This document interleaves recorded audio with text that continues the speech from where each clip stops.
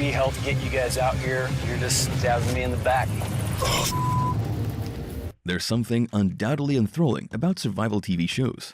Though not all of them are as interesting as their premise, the ones we find ourselves interested in are usually just too eye-catching. It's sure that audiences find it fascinating to see people competing against each other, while at the same time overcoming external difficulties.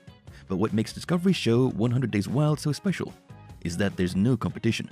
Instead, the cast's biggest rivals to defeat in order to survive are themselves. Living by their own means in an isolated Alaska community sounds difficult in itself, but it's the group's coexistence and participants' determination which makes the show's concept enthralling. So, what are the secrets behind 100 Days Wild? Who are the cast, and what did they do before the show? Plus, what or where are they hiding when cameras are off? This and more we will tell you, so prepare to discover the untold truth about 100 Days Wild.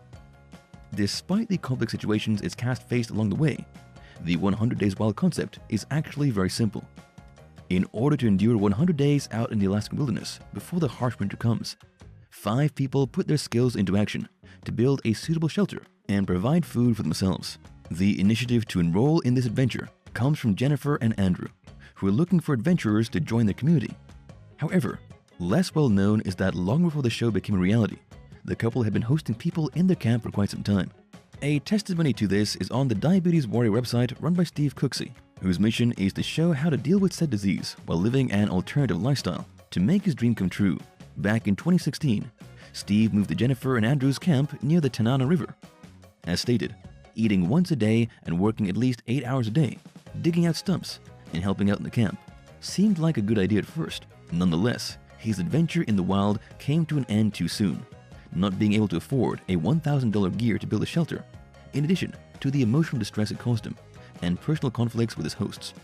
Though the negative and shortcut outcome of Steve's adventure might have put the couple's outpost in a bad light, it proves that building the community has been an ongoing, years-long project for Jennifer and Andrew.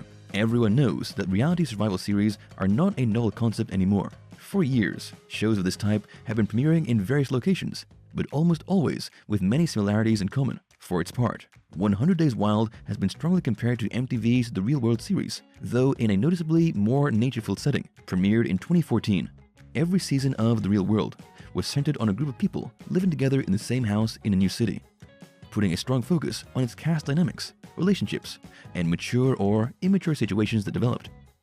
In these regards, the series was too similar to what 100 Days Wild came to be years later, though it's undeniable how the drama is severely toned down in the latter's case, especially for the sake of keeping its focus on the survival theme. Other similitudes could be found in previous projects done by Talos Films, the production company in charge of 100 Days Wild. Talos has worked on a handful of documentaries and reality series, such as Ice Road Truckers and Life Below Zero, both of which were also set in Alaska, making it clear that they weren't inexperienced at all when it came to producing series in harsh environments and weathers. One of the most notable cast members in the first season of 100 Days Wild was definitely Oliver, a leather-loving man who stood out from the others due to his impressive survival skills and knowledge of the environment. Though judging someone for the looks doesn't go well most of the time, in Oliver's case, his character and personality fitted well with his seemingly intimidating appearance, which is just as interesting as his life background. As it's obvious by just looking at his many accomplishments in the show, Oliver is not new to living outdoors. In fact, he's apparently been on his own in Utah's mountains since his early teens. In his path to self-reliance, and guided by strong reluctance to pay bills, Oliver learned to hunt almost every type of animal, and even built a dugout, his rustic home shelter, mistakenly described as a hole by the media. As stated by some of his fans in an online forum, Oliver's last 25 years have been spent both traveling the world as a sort of modern cowboy, and achieving impossible-looking feats, such as horse riding the entirety of the Oregon Trail. One of the many questions that comes to mind about 100 Days Wild is how safe it is for the cast to volunteer for such an adventure. Though the show's production team hasn't actually specified what happens behind cameras during emergencies, it's not too far-fetched to think that there's medical staff accompanying the cast in case their well-being should be seriously jeopardized, as the website, The Cinemaholic, affirms.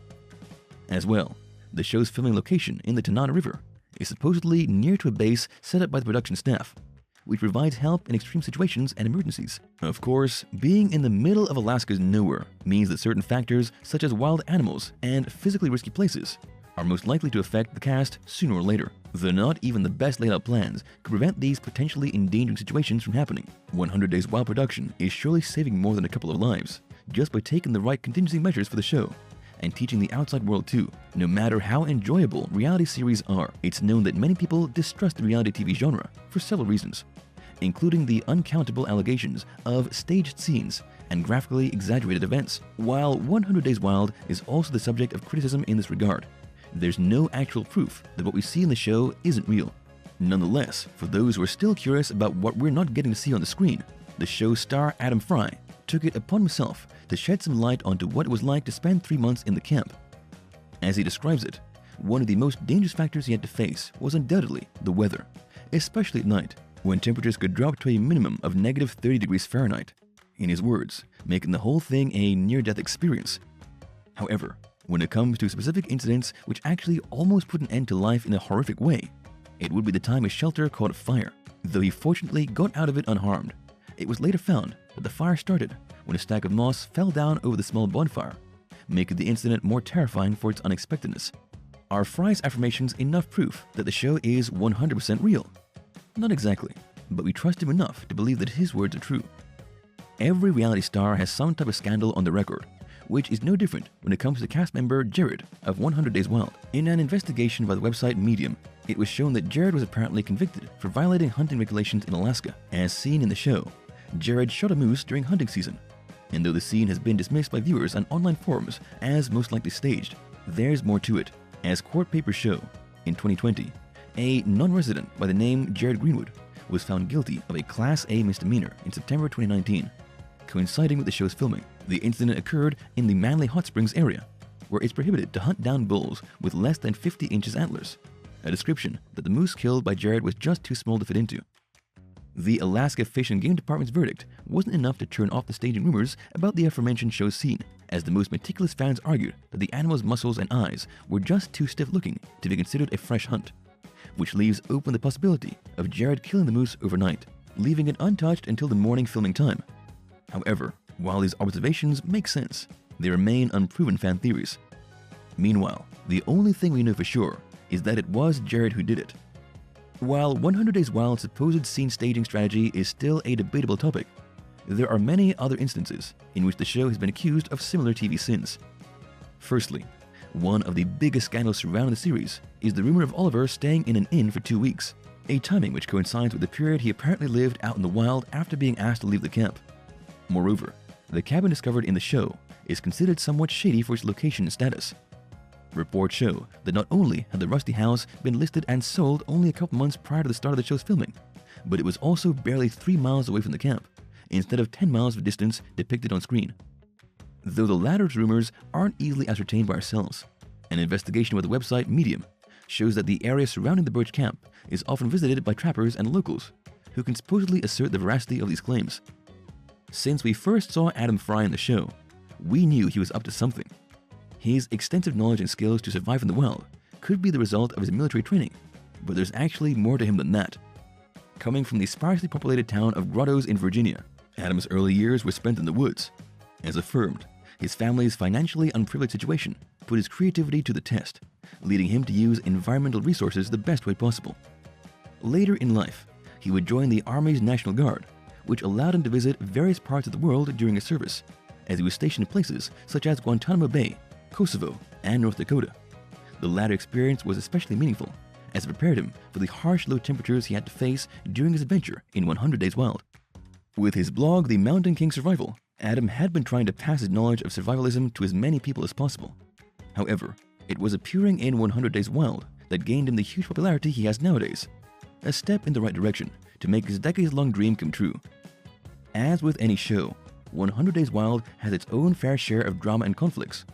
While this has obviously gained the series a lot of criticism, both Jennifer and Andrew are notably on the receiving end of the most negative comments. As the founders of the Outpost showcased in the series, Jennifer and Andrew are often the show's main focus of attention in various situations. This wouldn't seem to be a problem in any other case, but as the audience has noted on popular sites like Reddit, the couple's protagonism apparently hinders the group's performance. Though the show's premise advertises the fact that Jennifer and Andrew aren't the camp's leaders, their role as self-imposed managers of the group's resources is a notable contradiction. However, What's even worse is how badly the couple is received by the viewers, who usually fault them for the communication issues between the Outpost members. Could Andrew and Jennifer be responsible for their community's failures? Or is this just a matter of a biased audience misjudging them? The answer is debatable, but if there's something for sure, it's that if 100 Days Wild is ever renewed in the future, the production staff would probably tweak more than a couple of details for the show to be more easily accepted by the audience. Thank you for spending some time with us. Make sure to like and subscribe so you never miss another video. We also handpick these videos which we recommend you watch next. You can talk to us on all social medias or ask a question in the comments below. Thank you for being with us, and we'll see you back tomorrow.